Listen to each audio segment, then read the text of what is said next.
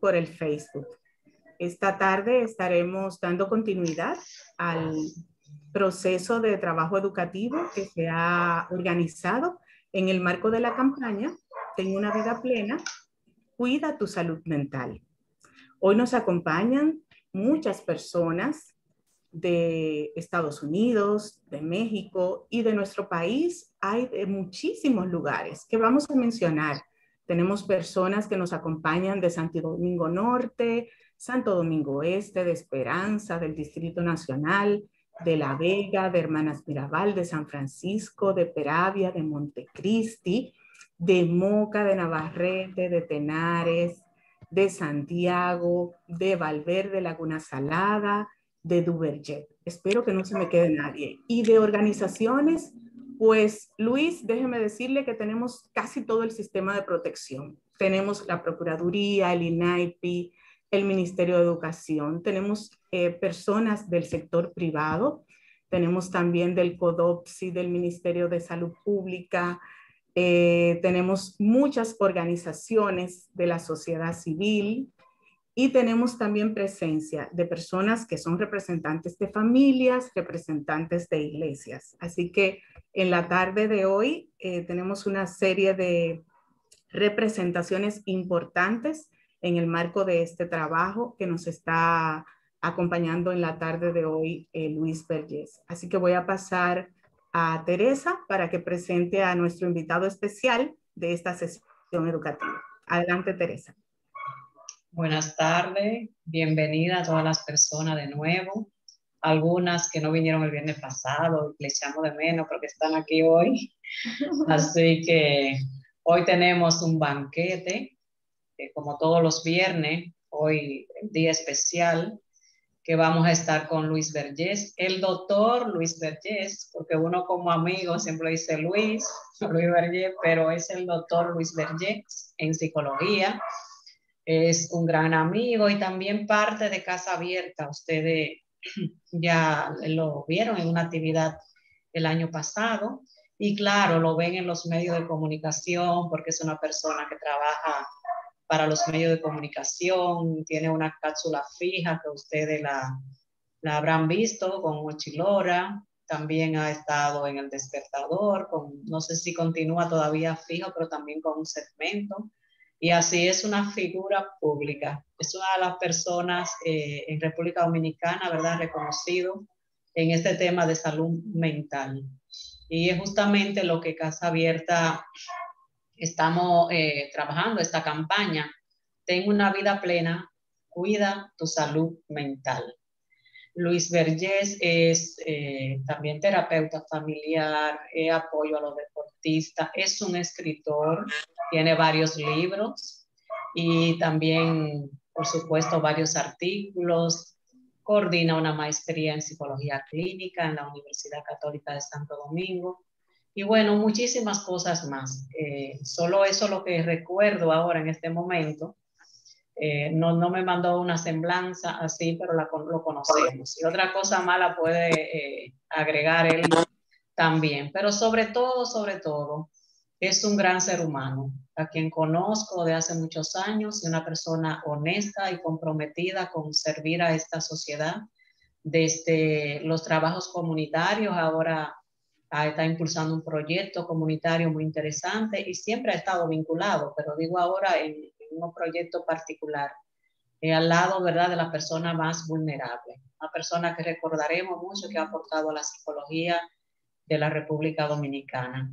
Así que sin más preámbulo vamos a darle la palabra a Luis Vergés. Bueno, muchas gracias. La verdad que yo vi necesario darte una semblanza porque iba a quedar muy por debajo de todo lo que tú has dicho. Siempre yo sé que es muy grande lo que tú vas a decir en nombre de esa amistad que nos une durante muchos años, el vínculo a través de Casa Abierta, que es un verdadero camino hacia la conexión profunda con nuestra comunidad. Y esa comunidad que está muy bien representada por sus diversas instituciones, que yo sé que a diario hacen una labor encomiable en favor de la salud mental y que entienden la salud mental no solo como una entidad clínica, como mucha gente quiere entenderla, sino como una dinámica que es lo que verdaderamente favorece el desarrollo de la sociedad. Y ese es el enfoque. Por ahí yo quiero comenzar primero tratando de contextualizar el tema de la ansiedad. La ansiedad ha sido un concepto bastante secuestrado por lo que es la literatura psiquiátrica, y muchas personas ven a la ansiedad como sinónimo de un trastorno, una entidad clínica que tiene una serie de requisitos para que se pueda diagnosticar. Y la ansiedad es mucho más que eso, porque la ansiedad ha acompañado al hombre y a la mujer desde que son seres humanos, pero también ha acompañado a todo sobreviviente que ha pasado por el planeta Tierra, porque es un fenómeno de sobrevivencia y que es de las secuelas, por decirlo de alguna manera, uno de los legados que nosotros tenemos a nivel del cerebro, de esa parte primitiva que todavía vive con nosotros y que se activa en función de ciertas condiciones que en breve vamos a conocer.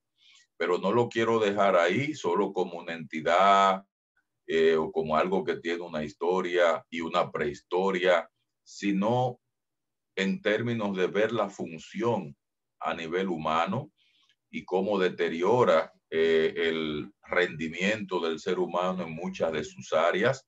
Y otra cosa que veremos es si es necesaria o es innecesaria.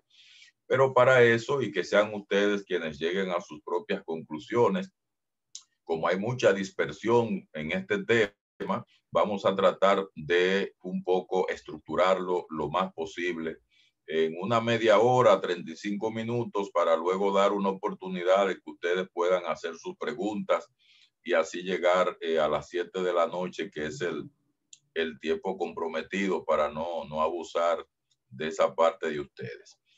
Miren, en primer lugar, la ansiedad la vemos como una alteración de naturaleza emocional. Una cosa es una alteración y otra cosa es un trastorno. Ya cuando nosotros hablamos de un trastorno, hay un nivel de discapacidad que se expresa en una serie de síntomas y que crea una limitación en el funcionamiento de un ser humano. Cuando yo hablo de una alteración emocional, pues definitivamente ya aquí la cosa tiende a ser más pasajera, pero no quiere decir que porque sea pasajera no haya que prestarle atención.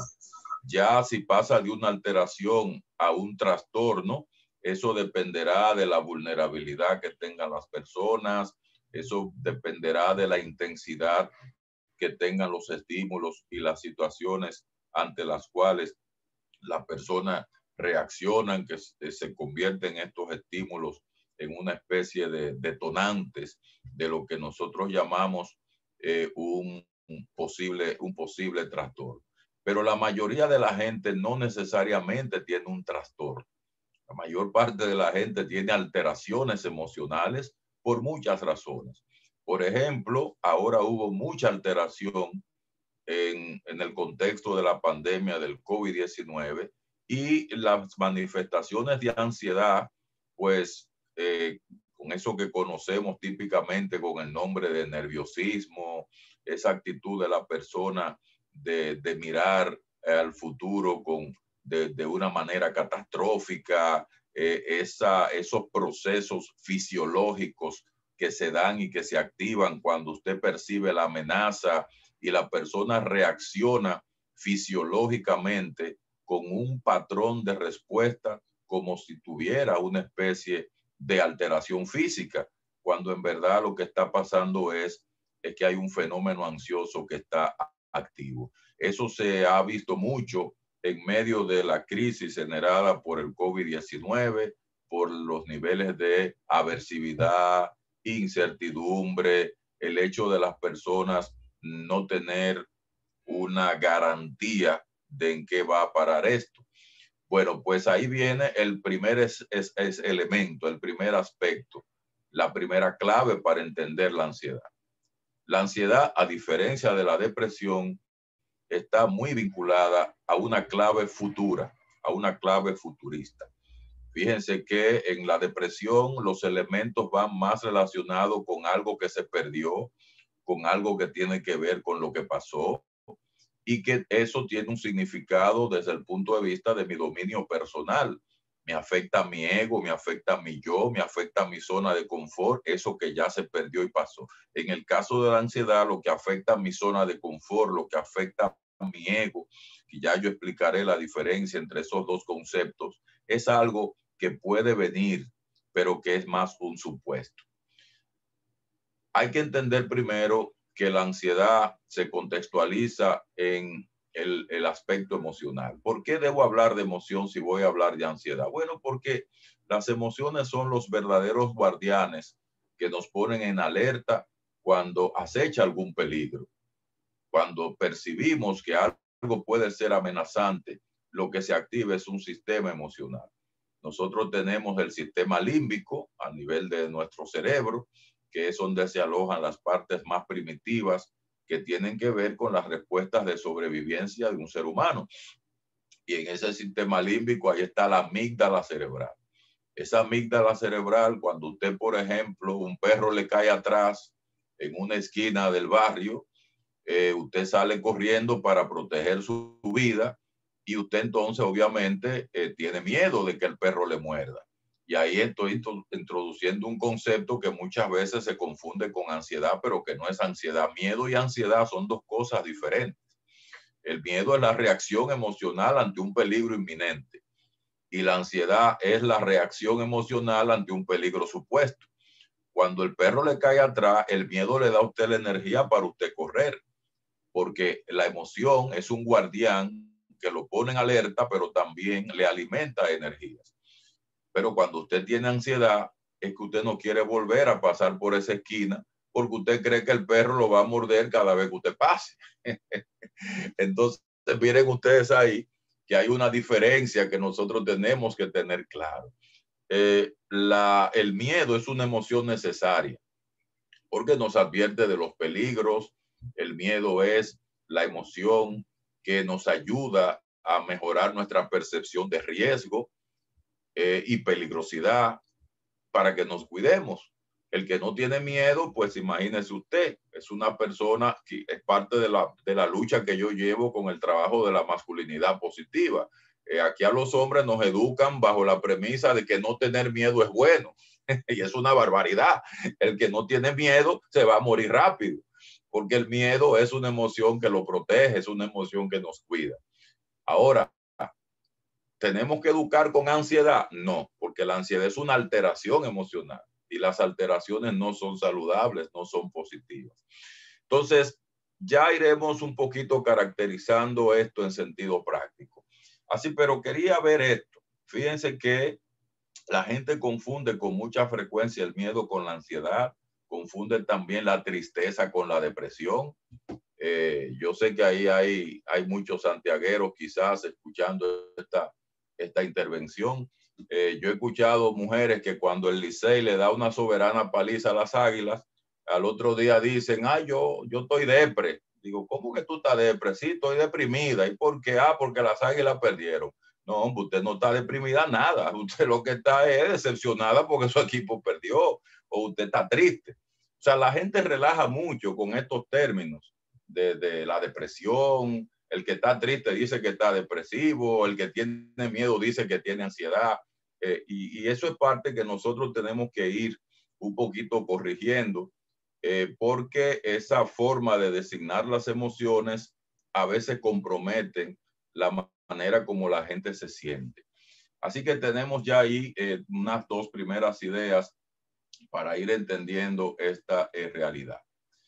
La ansiedad definitivamente es eso, es un legado psicológico prehistórico que vive dentro de nosotros, es ese monstruo dormido que a veces despertamos, sobre todo cuando emitimos juicios sobre la realidad y comenzamos a relacionarnos más con los supuestos amenazantes de la realidad que con los supuestos reales que la realidad tiene.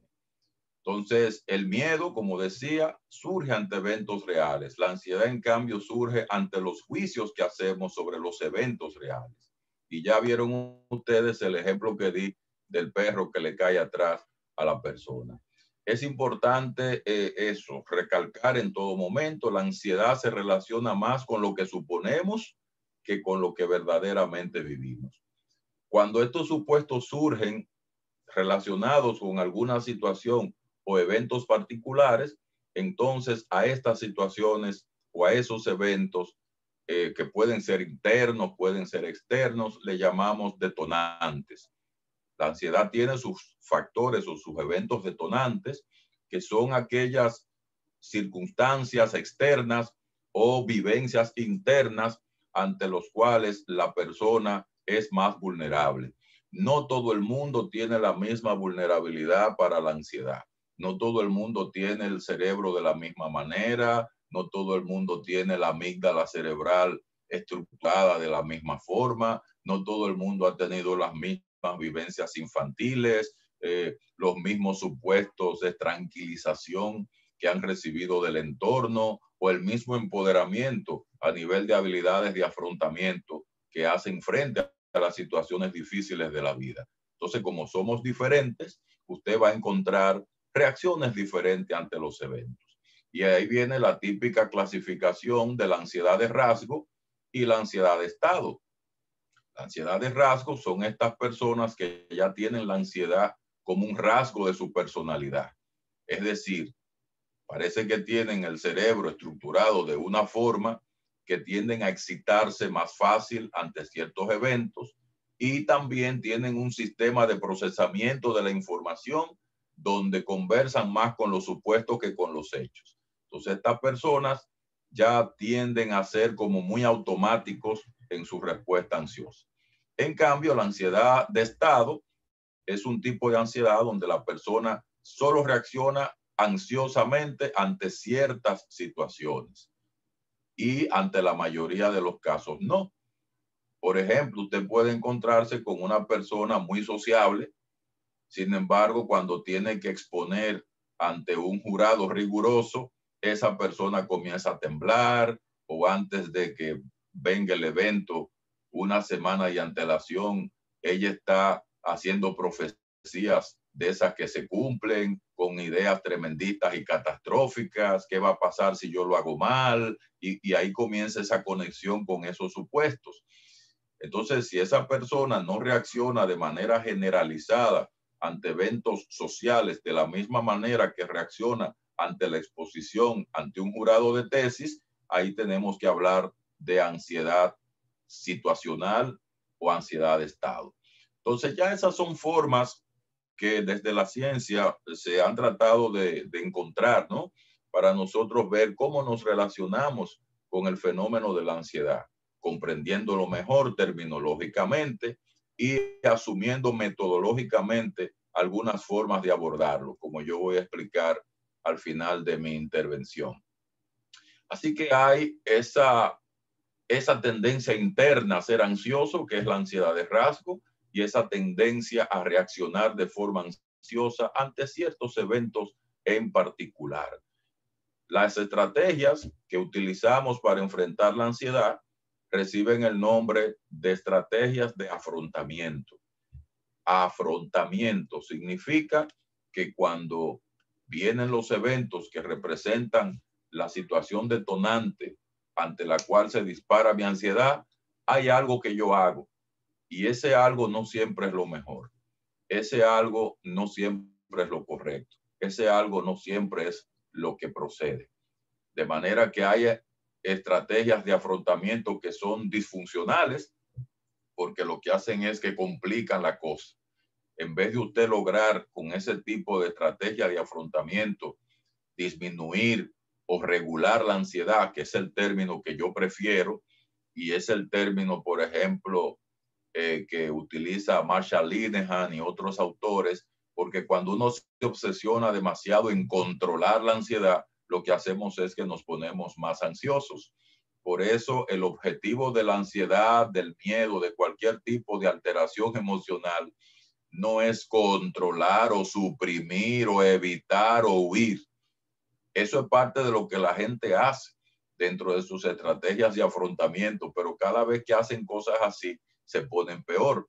Por eso lo que hablamos es más bien de gestionar, de regular, y yo utilizo más el término regular, porque lo que se trata aquí no es que desaparezcan las cosas, es que yo tengo recursos internos que soy yo quien los gestiona.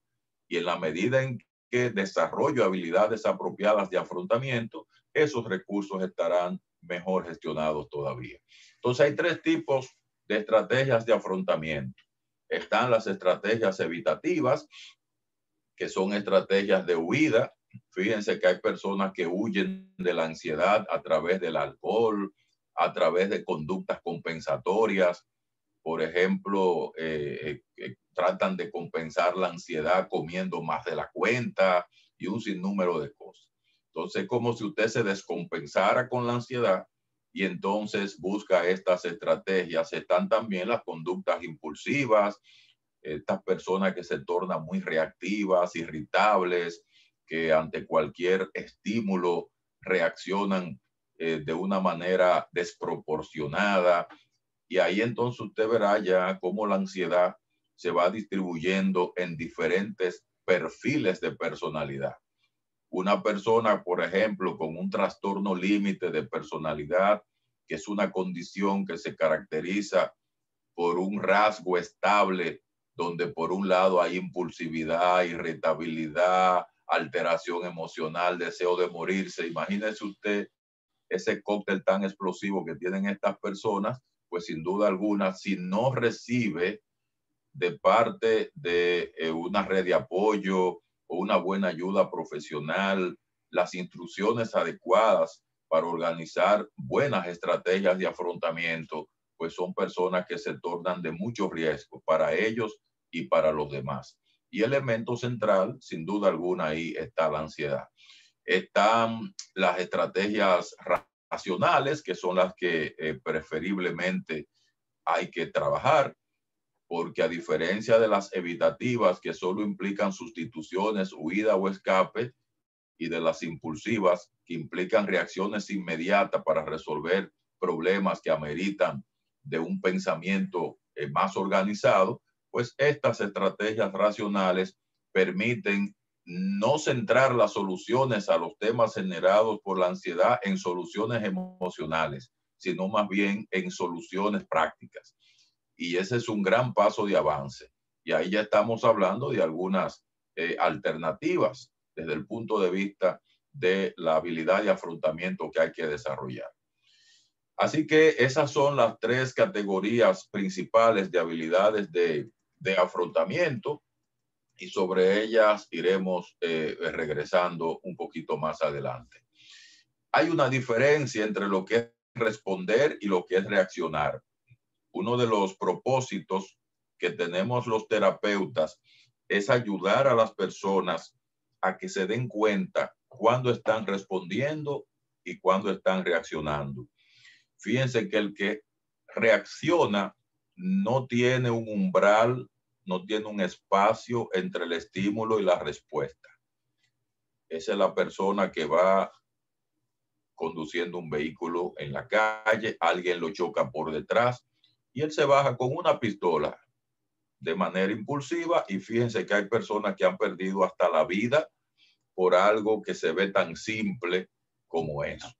Estas son las personas que le llaman impulsivas, que concretamente son personas reactivas. ¿Y por qué se les llama reactiva? Porque lo que reacciona es la emoción. La emoción no responde, la emoción reacciona.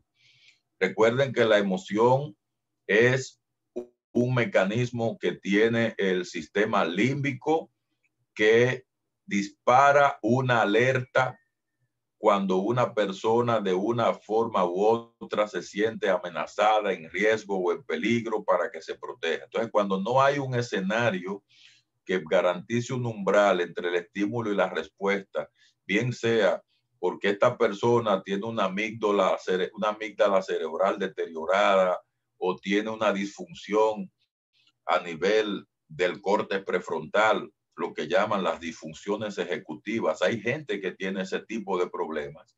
entonces lo que ocurre es que los estímulos no llegan al centro del cerebro donde se toman decisiones racionales y estas personas de forma ansiosa toman decisiones impulsivas. A eso nosotros le llamamos reactividad. Hay personas que tienden a ser reactivas y una de las cosas que ayudamos a estas personas es a darse cuenta de que en vez de reactivos hay que trazarse como meta que aprendan a responder. Ahí es donde entran las técnicas de ganar tiempo. Estas son la gente que usted le dice, yo tengo una frase, se llama DEPA. Digo, mira, acuérdate de esta frase, DEPA. ¿Y qué es DEPA? Bueno, DEPA es que siempre que tú vayas a hacer algo, grábate esa palabrita, DEPA. DEPA es detente, DEPA es espera, DEPA es piensa y por último actúa. Fíjense que son 4 letras de un acróstico que cuando la persona sigue al pie de la letra cada una de ellas, lo que va a ocurrir es que se va a calmar porque se va a detener. Entonces, en esa primera letra es donde alguien mata a alguien. Si usted logra con esa letra por lo menos enfriar el pensamiento y con la segunda letra lo enfría un poco más, entonces en la tercera letra usted va a pensar, va a medir consecuencias, usted va a ver opciones de otras acciones que se pueden impulsar sin necesidad de llegar a dañar a nadie. Y por último, actuamos. Es lo más simple. Igual hay gente que le da break entenderlo así, pues explíqueselo con un semáforo. Miren que el semáforo tiene primero un amarillo para que la gente comience a detenerse cuando se da cuenta de que hay alguna señal que está escalando de tal manera que puede llegar a algo de lo cual la gente se arrepienta. Luego viene entonces el rojo para que uno se detenga. Y al final, aún en verde, usted mira para todos los lados para que no lo choquen. Así que hay que entender esta diferencia. Cuando las personas están ansiosas, están en una modalidad reactiva y es importante que en esa modalidad reactiva la persona aplique este tipo de procedimientos. Es fundamental también que nosotros entendamos que el tema principal ligado a la ansiedad es pensar que estoy ante una amenaza y que esto puede afectar o dañar cualquier aspecto de mi dominio personal. Y ahí yo quiero hablar un poco de este concepto. ¿Qué es el dominio personal? El dominio personal es la cara nuestra, porque es ese dominio con el cual nosotros nos relacionamos con nosotros mismos y con los demás.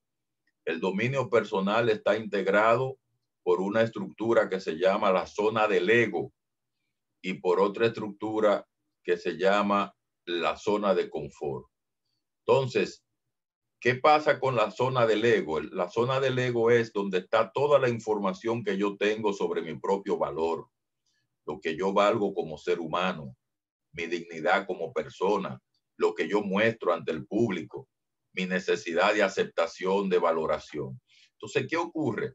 Cuando aparece algún evento que de una u otra manera se convierte en un supuesto con el que yo comienzo a conversar, de que puede ser un evento detonante para mi zona de ego, de que de ahí puede surgir, por ejemplo, que yo pase una vergüenza o que alguien me falte el respeto o que alguien intente desmoralizarme en público, ahí comienza a elevarse los niveles de ansiedad como una forma de proteger al ego. Entonces usted se va a encontrar con muchas personas que tienen dominio de esa zona del ego y que se ponen ansiosos por lo regular cuando van a hablar en público, cuando tienen que presentar algo ante una persona que no conocen, pero que esa persona puede tener una decisión que es muy importante para su vida, o cuando comienzan a celar a la esposa porque la ve muy cerca del jefe, entonces ahí comienza ya a afectarse esa zona del ego. Y la zona de confort es todo aquello que me rompe la premisa de comodidad, así como se llama, esa zona de confort. esa ansiedad que surge cuando usted, por ejemplo, se le surge un evento en su vida que va a alterar el estatus que usted tiene, en fin, un sinnúmero de situaciones a las que ya usted se acostumbró. Fíjense que hay personas que son muy poco tolerantes a las ideas de los demás porque les incomoda y les molesta y tienen baja tolerancia a la aceptación. Entonces, estas personas con esa zona de confort tan frágil, cualquier diferencia, disidencia, cualquier cambio en el entorno, por ejemplo, si un día llegan a la oficina y encuentran que le mudaron un libro del escritorio y se lo pusieron en otro sitio y no se lo informaron, esa gente explota, hace una crisis, comienza a decir malas palabras. Entonces, hay personas que son muy vulnerables en su zona del ego y hay otras personas que son muy vulnerables en su zona de confort. Por eso les digo que no hay dos personas exactamente iguales cuando se trata de la ansiedad. Es importante que cuando nosotros hablemos de zona de confort, de ego y demás, pensemos que para ponernos ansiosos ante la presencia de una amenaza de nuestro dominio personal, tiene que estar presente un pensamiento irracional. ¿A qué yo llamo un pensamiento irracional? Bueno, la denominación no es mía, es de Albert Ellis. Fue el primer psicólogo de línea cognitiva, así le llaman a estos psicólogos, que son los que le dan una prioridad al pensamiento sobre la acción y sobre la emoción. Ellos plantean que el epicentro de la acción y la emoción es el pensamiento. Y Albert Ellis decía que en gran medida la ansiedad se da porque está presente un pensamiento irracional. Porque está presente un pensamiento irracional. Si usted va a cruzar la esquina donde el perro le correteó y usted se pone a pensar que el perro está acechando de nuevo para corretearlo, ese es un pensamiento irracional, porque no hay ninguna evidencia que demuestre eso. ¿Y a qué llamaba Ellis pensamiento irracional? Bueno, a un pensamiento caracterizado por esos tres ingredientes. Primero, es un pensamiento que no tiene una fundamentación en evidencias, porque ya el perro te acarreó hace 5 años, no hay ninguna evidencia de que te vuelva a dar la misma carrera aquí y en la hora. En segundo lugar, es un pensamiento ilógico porque no estamos asumiendo una conclusión partiendo de premisas verdaderas. Estamos partiendo de premisas falsas. La única premisa verdadera fue lo que ocurrió hace 5 años, pero han transitado por tantos caminos de 5 años para acá y a lo mejor ese perro se murió. Bueno, pues todo esto es ilógico. Y también estos tipos de pensamientos tienen una implicación muy pobre desde el punto de vista práctico, porque no nos ayudan en nada. Entonces, él les decía que algo que no nos ayuda, que no nos sirve para los fines prácticos, que además se basa en premisas falsas y que es ilógico, es un pensamiento irracional. Y uno de los supuestos importantes para entender lo que pasa con la ansiedad es que si tú tienes miedo, pero tú le metes un juicio irracional al miedo, ahí va a venir la ansiedad. Si tienes miedo y no acompañas al miedo con ese juicio irracional, no vas a tener ansiedad. Y ese es el elemento central en torno al cual gira el trabajo para este abordaje. La ansiedad del ego, como yo decía, aquí sustentamos pensamientos autodespreciativos y cuando, por ejemplo, encontramos situaciones que resultan amenazantes para mi valoración personal. En cambio, ya la ansiedad del no ego o la ansiedad, como yo decía, generada por la alteración de la zona de confort es cuando aparece algo que considero intolerable. Entonces, así ya usted verá la literatura científica ha organizado la ansiedad con un sinnúmero de manifestaciones y la han categorizado cuando se manifiesta en ciertos niveles como un verdadero trastorno. Yo lo quiero tratar aquí como una alteración emocional, porque para algo ser un trastorno tiene que reunir muchos indicadores. Y aquí yo quiero tratarlo como algo cotidiano, que desde que nosotros veamos la primera señal debemos trabajar para autorregularnos. Están manifestaciones de la llamada ansiedad social, que es la que usted nota cuando una persona tiene dificultades, lo que antes llamaban timidez, bueno, todavía popularmente le llaman timidez. A muchas personas tímidas, o mejor dicho, a muchas personas con ansiedad social le llamamos tímidas, porque la gente no conoce esto como un trastorno. Una persona que se le dificulta hablar en público porque tiene ideas catastróficas de lo peor que va a pasar si se equivoca. Una persona que se le hace difícil saludar, aunque siente afecto por el que saluda, porque a lo mejor en su supuesto imaginario piensa que le van a dejar tendida la mano, etcétera, etcétera. Y así vamos a ejemplo, además de ese tipo de ansiedad, la llamada ansiedad generalizada, que como ustedes comprenderán es esa sensación de no sentirnos seguros en ningún lado. Es como un sentimiento general de que algo malo va a pasar y que eso se va a traducir en que voy a perder el control y no lo voy a recuperar. El típico ataque de pánico, que es algo muy frecuente, pero que la gente no sabe que nadie se muere de un ataque de pánico. Entonces se asustan más cuando ven esas reacciones que se ven en un entaponamiento y quieren salir huyendo del carro y comienza a aumentar las palpitaciones en el corazón, comienzan a sudar, a temblar y quisieran salir gritando. Bueno, eso que se ve tan dramático, al final, así como sube, va a bajar, pero como la gente no lo sabe, se asusta muchísimo y, como decía Ellis, emite un juicio irracional sobre lo que está pasando y entonces eso complica todavía mucho más la situación. Hay actitudes y respuestas compensatorias que surgen de una ansiedad mal manejada. Por ejemplo, hay gente que quiere manejar la ansiedad yéndose a un resort y entonces cogen 30, 40 mil pesos prestados para irse al resort. Y entonces cuando viene aquí se le dispara la ansiedad porque debe mucho cuarto.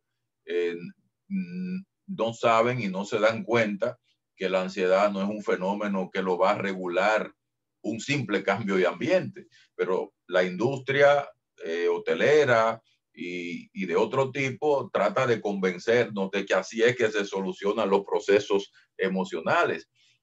Fíjense, a veces la gente cree que las emociones se resuelven, los temas y las alteraciones emocionales, organizándonos mentalmente, así mismo como usted organiza su casa. Hay gente que cree que así como usted quita una silla y pone un mueble y recoloca una mesa, así mismo usted va a organizar la mente y su cerebro. Cuidado que eso no funciona así. Y por eso es que ustedes ven que hay gente que se revictimiza dentro de la misma forma como se esfuerza por solucionar sus problemas. Entonces, esto nosotros llamamos cambios de primer orden, que son cambios para no cambiar, donde usted hace lo que no tiene que hacer para cambiar y entonces el problema luego se pone peor.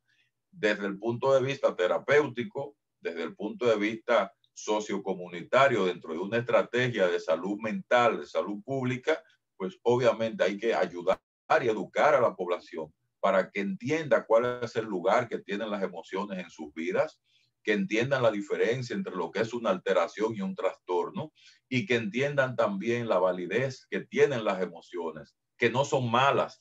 Todo lo que hay en nosotros tiene una función. El miedo tiene su función, la tristeza tiene su función, la culpa tiene su función. Si no, pregúntenle lo que pasa en los países donde hay muchos psicópatas que no tienen ese sentimiento de culpa ni remordimiento por sus acciones. Todas las emociones son necesarias. Lo que no es necesario es la alteración emocional y eso es lo que hay que aprender a regular. Bueno, pues sigo avanzando en esa dirección. Hay gente que lo que hace es, en vez de afrontar apropiadamente sus procesos emocionales, lo que tratan es de compensarlo, de evadirlo, evitarlo a través del comer en exceso, de controlar a las demás personas, procrastinar actividades, dejar para mañana y después, cae en lo que llaman la falacia del futuro, que es la idea de, bueno, mañana yo lo resuelvo. Y después llegó el mañana, no, pasado yo lo resuelvo. Y al final pasó un año y no lo han hecho. Si no, pregúntenle a la gente que hace tesis, que le dan 2 años para hacer la tesis y la mayoría terminan haciendo la tesis los últimos 3 meses de los 2 años. Una tesis se hace en 3 meses y la mayoría de la gente pierde 1 año y medio sin hacer nada. No, mañana yo lo hago y mañana yo hago el marco teórico y mañana diseño el cuestionario. Eso es ansiedad, porque es un mecanismo compensatorio de demorar y posponer la ansiedad. Para no enfrentarme con ella, mejor la pospongo. Y es una conducta evitativa. Bueno, falta mucho por decir, no me voy a detener en eso, pero para que ustedes tengan una idea que la ansiedad no es solo lo que dicen los psiquiatras, todo esto es ansiedad también. Y a nosotros los psicólogos nos interesa más este enfoque porque es lo más frecuente y lo que más se ve y que se puede gestionar de forma psicoeducativa. Hay conductas asociadas a la ansiedad, por ejemplo, la evitación de la amenaza. Fíjense, hay gente que siempre vive huyendo para no enfrentarse a los retos difíciles o lo que ellos definen como difíciles. Nosotros educamos el lenguaje para el manejo de la ansiedad. No hablamos de la palabra difícil, hablamos de la palabra retadora, la palabra desafiante, porque la gente usa lo difícil como un argumento para no enfrentarse a los retos. Entonces esto es desafiante, esto es retador, lo que implica que puede ser complejo, pero tú tienes los recursos potenciales para hacerle frente. Entonces ese retiro físico de la amenaza, esas cortinas de humo que se utilizan como rituales, conducta supersticiosa, el delegarle a Papá Dios para que sea Papá Dios que resuelva todo lo que tenemos que enfrentar nosotros en el aquí, en el ahora. Eso tiene de fondo, señores, pensamientos ansiosos. Entonces, eso es fundamental que lo entendamos. No podemos regalar ni delegar nuestra responsabilidad en ese sentido. El distraernos, muchas veces usamos la distracción como una técnica para que la ansiedad no nos afecte. O el monitoreo compulsivo de cualquier situación que consideramos amenazantes. Siempre nosotros estamos como en un estado de hiperalerta para ver cuál es el comportamiento de tal o cual cosa y exageramos en esa dirección. Esos comportamientos son síntomas que les pueden ayudar a ustedes a darse cuenta de cuándo está presente o no este tipo de manifestaciones. Bien, pues hay más, quizás, bueno, hay personas que caen en lo que se llama la negación. No, esto no es tan grande o esto no existe, esto que yo estoy viviendo no es lo que estoy viviendo, para no enfrentar. Y de fondo lo que hay es la ansiedad de afrontamiento.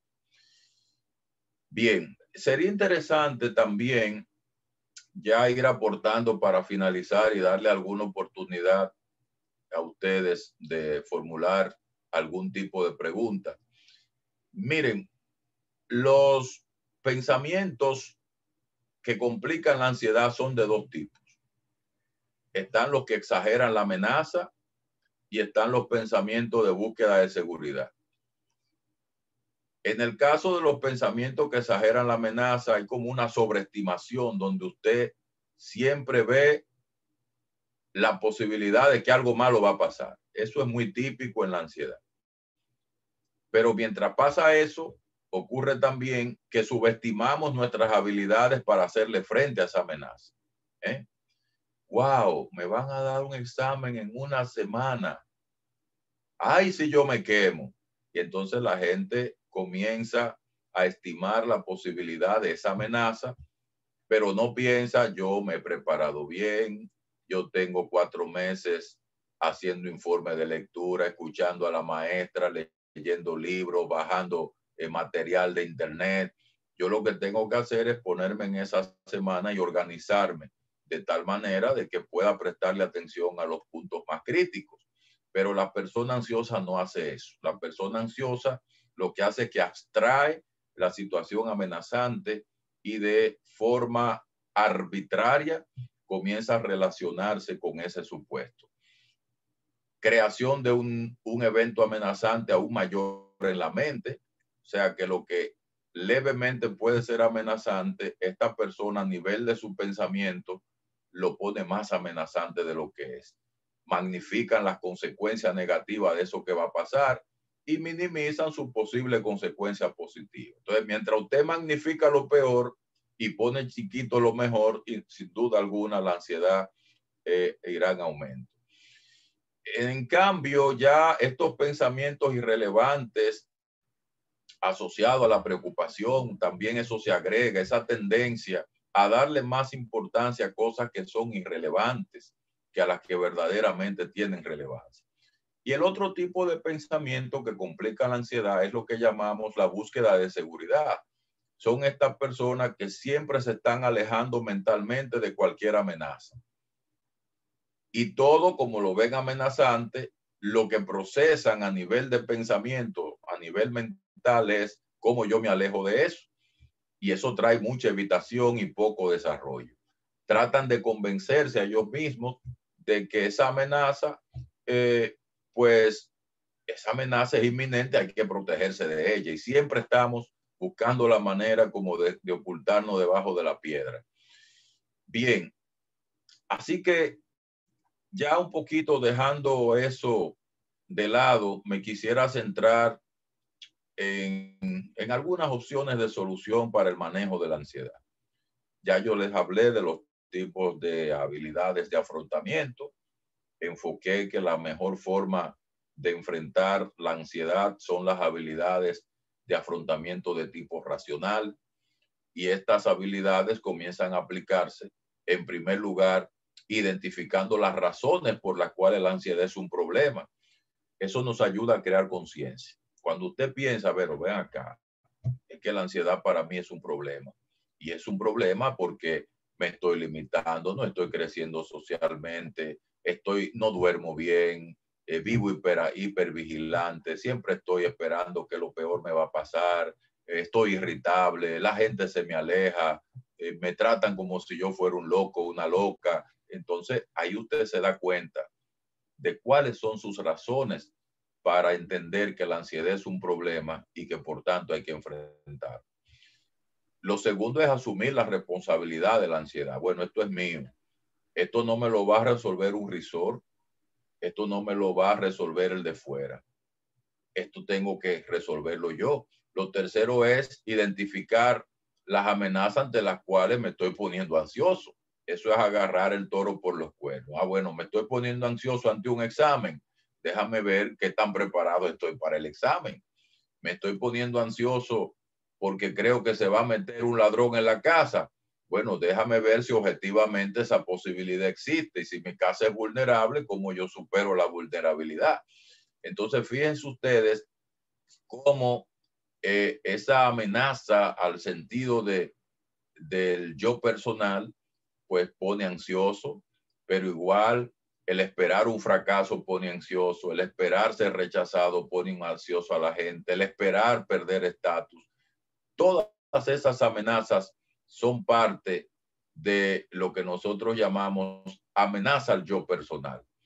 Y por esa razón, pues entonces tenemos que estar alerta a qué tipo de amenaza yo me estoy enfrentando. Si la amenaza es al ego personal, tengo que solucionarla revalorizándome, aceptándome, reforzando las áreas que considero de debilidad y entendiendo que habrá algo suelto por ahí que no siempre puede controlar.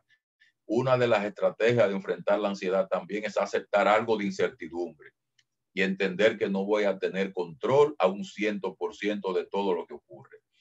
Están las amenazas que no envuelven lo personal o el yo personal, pero que sí representan una amenaza para la zona de confort, como la sensación que siento de que voy a perder el control, la incertidumbre de que no estoy a salvo ante una amenaza, esa sensación de sentirme incómodo o de que puedo perder el orden, caer en el desorden.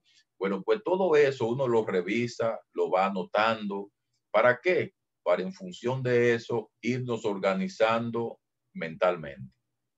Es importante nominar algún ingrediente que puede eliminar o reducir significativamente mi ansiedad en caso de estar presente sin cambiar la situación. Hay gente que quiere que lo que cambie sea la situación, que el país deje de ser pobre para ser rico de la noche a la mañana, que desaparezca la violencia de la noche a la mañana para yo no estar ansioso. Eso sería un deseo interesante, pero no realista. Entonces lo que tengo que ver es qué voy yo a cambiar dentro de mí para ajustarme a sobrevivir ante esa situación. Si usted nomina algún ingrediente que eliminaría o reduciría significativamente su ansiedad en caso de estar presente sin cambiar la situación, ahí comenzamos a mejorar en el enfrentamiento de la ansiedad. Vamos a suponer que aprender a relajarse es ese ingrediente que reduciría significativamente su ansiedad ante una situación que usted sabe que no va a cambiar. Por ejemplo, que usted tenga un jefe gruñón, de estas personas que por un lado es como difícil de complacer. Bueno, si es una persona que violenta sus derechos, habría que denunciarla por acoso laboral, pero si es una persona que solo tiene un carácter así, pero que no llega al abuso, usted sabe que tendrá que aprender a convivir con ella. En este caso, bueno, aprender a relajarse sería ese ingrediente, a mejorar un poquito la tolerancia a las diferencias de las manifestaciones de la personalidad. Ese podría ser ese elemento. Ahora, lo contrario a esos elementos, el hecho de no tenerlo es lo que más ansiedad genera. Así que ahí tienen una clave también que ayuda mucho a uno saber dónde está la vulnerabilidad y dónde está la fortaleza. Bien, hay muchas observaciones más. Yo me voy a callar ahora para que ustedes tengan acceso a hacer alguna que otra pregunta. Yo tengo otro webinar a las 7, pero le podemos robar 5 minutos a los otros porque no quisiera despedirme sin que ustedes participen. Hay otras observaciones más, pero quizá en las preguntas de ustedes, ahí yo podré complacerlas. Muchísimas gracias, Luis. De verdad que un gusto poder escucharte. Siempre falta como tiempo, siempre queremos seguir escuchándote, porque es un placer poder, como tú, hilvana todas las ideas que nos ayudan a entender esta realidad que es tan humana, como tú bien la planteabas. Es una condición humana que todos y todas nos sentimos identificados con eso, porque somos seres humanos, no importa que seamos psicólogos, psicólogas, lo que sea del área de la salud, somos seres humanos. Entonces nos sentimos muy identificados y con eso me llama mucho la atención que tú dices, vamos a trabajar con las alteraciones emocionales, que está más ligado a nuestro campo de accionar también. Vamos a prevenir, ahí que trabajamos la prevención, de llegar a desarrollar un trastorno. Luis nos ha dicho como la ansiedad está basada mucho en el futuro, en lo que advertimos o lo que pensamos sobre el futuro. Nos ha hablado de lo que estuvimos conversando, de lo irracional, de todos esos pensamientos irracionales que nos pueden ayudar nos pueden llevar a desarrollar un estado de ansiedad que se pueda convertir en un problema, pero también nos ha dado muchas estrategias de afrontamiento de la ansiedad. Como él es una persona súper ocupada, ¿verdad? La persona famosa, o sea, los famosos son así, siempre tienen el tiempo bien complicado. Vamos a aprovechar las personas que nos quieran hacer algunas observaciones, preguntas, vamos a aprovechar este lujo de facilitador que tenemos el día de hoy. Pueden abrir su micrófono, también pueden hacer las preguntas por el chat, que le voy a dar una mano. Cindy levantó la mano, vamos a ver, conversa lo que haz la pregunta que tiene. Sí, mi pregunta para el doctor es, por ejemplo, del tipo de ansiedad. Yo muchas veces padezco del tipo de ansiedad que, por ejemplo, sobre hacer algo. Si hago esto, tal vez me afectará en esto. Por ejemplo, en algo sencillo o fácil que debo de hacer, entonces me abstengo de hacerlo porque creo que tal vez eso me va a hacer que yo actúe de otra manera. Es como una ansiedad, como una ansiedad como deficiente, como creyendo como que voy a fallar si hago una cosa, porque como que me suprimo mi propia personalidad haciéndolo como que tal vez hago una cosa, pero tal vez hago la otra, si no la hago. No sé si me dejo entender. Sí, sí, Luis, Sí, muy bien, adelante. muy bien. Bueno, mira, ahí lo que se llama la ansiedad de desempeño, que va muy ligada al miedo que yo tengo de incurrir en alguna acción y que no lo haga de la mejor manera con las consecuencias que yo quisiera para mí. Pero eso es un supuesto, donde hay un sesgo. Déjame ir de aquel lado para buscar la toallita para limpiarte. Espérame. Donde hay un sesgo en el pensamiento. Ese sesgo se llama predicción negativa futuro. Eso lo identificó muy bien el grupo de Aaron Beck y sus colaboradores. Y se plantea que cuando una persona hace predicción negativa a futuro, por lo regular se cohíbe y no toma iniciativa en la acción. Estas son las personas que viven inhibidas, viven cohibidas, tienen un montón de talento, pero lamentablemente se quedan entrampadas dentro de este sesgo de pensamiento. Así que una de las sugerencias para esto es estimar la realidad de la manera más objetiva posible. Preguntarte dónde están las evidencias que me pueden llevar a la conclusión de que esto me va a salir mal. En segundo lugar, ¿dónde está la lógica de yo dejar de hacer algo que estoy supuesta a hacer si no tengo esas evidencias? Y en tercer lugar, ¿en qué me ayuda dejar de hacer lo que puedo hacer y que si lo hago puede ser favorable para mí? Si te haces esas tres preguntas, probablemente algo va a mejorar.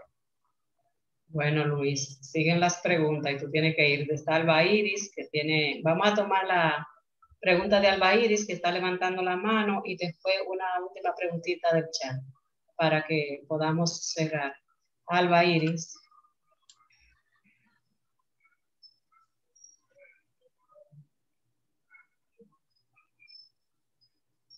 Adelante, Alba Iris. Parece que su Buenas internet. tardes. Buenas tardes. Buenas. Sí, te escuchamos, Alba. Yo quiero una estrategia de cómo cuando uno está ante una debilidad, de que sabe de que algo en realidad está consciente de que algo no le conviene, entonces eso que uno está consciente de que no te conviene y está luchando con eso, me genera bastante ansiedad. Entonces, ¿cómo yo manejar con eso? Bueno, si tú sabes que algo no te conviene, tú tienes algo ganado ahí de terreno y es una información. Si tú tienes la información de que algo no te conviene, objetivamente ya tú tienes el primer componente de la respuesta ante la ansiedad, que es la evidencia.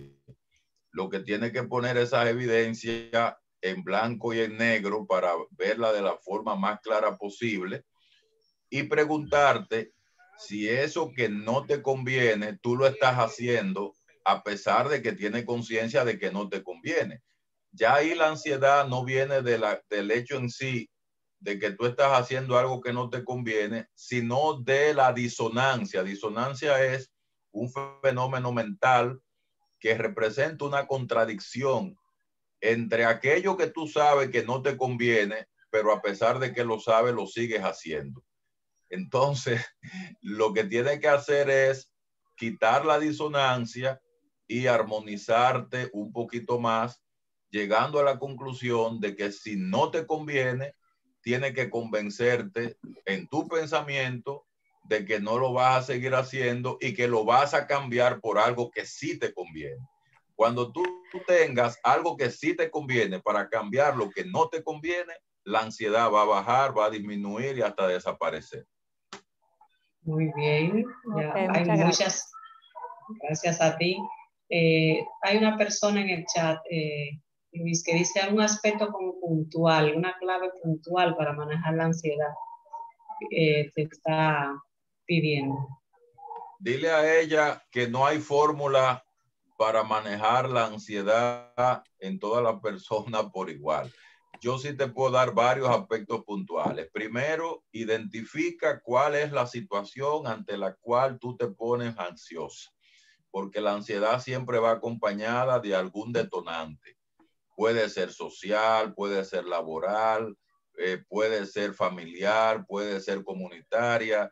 Buscar situaciones, porque cuando tú identificas eventos ante los cuales tú reaccionas con ansiedad, ya ese es el primer punto de partida. Lo segundo es, otra acción puntual, es identificar qué tú piensas sobre esa situación. Si tú piensas que esa situación te va a desbordar, si esa situación te va a destruir. Y tercero, piensa en cuáles recursos tú tienes para pensar diferente y actuar diferente ante esa situación. Eso que te acabo de decir es puntual y funciona para cualquier forma de ansiedad. Es de lo poco que se puede decir, se parece a una fórmula. Sí, muy bien, así es, Luis. Pues muchísimas gracias, pero antes que te desconecte, vamos a tener a Radamés, que va a decir una palabra, quizá pueda esperar. Radamés está ahí, estaba conectado. Sí, aquí está de nuevo. Entonces, una palabra final de motivación, y no te puedes ir sin el abrazo, sin la energía que te damos aquí de manera virtual cuando Radamés termine. Bueno, sí. muchas gracias, Teresa. Luis, muchas gracias por este manjar que nos ha servido esta tarde. Pienso que en las circunstancias que vive la sociedad dominicana y el mundo, con el tema de la pandemia, es muy apropiado tener estas informaciones sobre el manejo de la ansiedad, que nos deben permitir, obviamente, tener los recursos, las estrategias para manejar lo que estamos viviendo. Todo lo que nos ha planteado Luis hoy nos da herramientas, nos da información precisa para poder darnos cuenta de que es un problema que no es tan sencillo de resolver, porque muchas veces somos capaces de pensar que el problema está fuera de nosotros, como ha planteado con los pensamientos irracionales. Y creo que es importante que todos los que estamos aquí hoy y la persona con la que vamos a difundir esta información, seamos conscientes de que en estos tiempos la ansiedad es un factor muy importante para manejar la salud mental. Y es importante que seamos conscientes de lo que estamos viviendo, de lo que está ocurriendo en nuestro alrededor, para poder usar esas herramientas que Luis nos ha compartido hoy. Pues nada, no quiero quitar tiempo porque sé que Luis tiene que ir corriendo para la otra reunión. Gracias a todos y todas por estar aquí, y a Luis, obviamente, el abrazo de siempre. Gracias, Radamés, y a todos ustedes. Entonces vamos a hacer ese abrazo, ya sea abrazo, aplauso virtual. Pueden abrir sus micrófonos para que Luis se vaya con energía, seguir aportando para mejorar la salud mental del pueblo dominicano. Así que aplauso a Luis Georges, energía, ¡bravo! Entusiasmo. Gracias. Para seguir aportando. Gracias. Luis. Gracias a ustedes.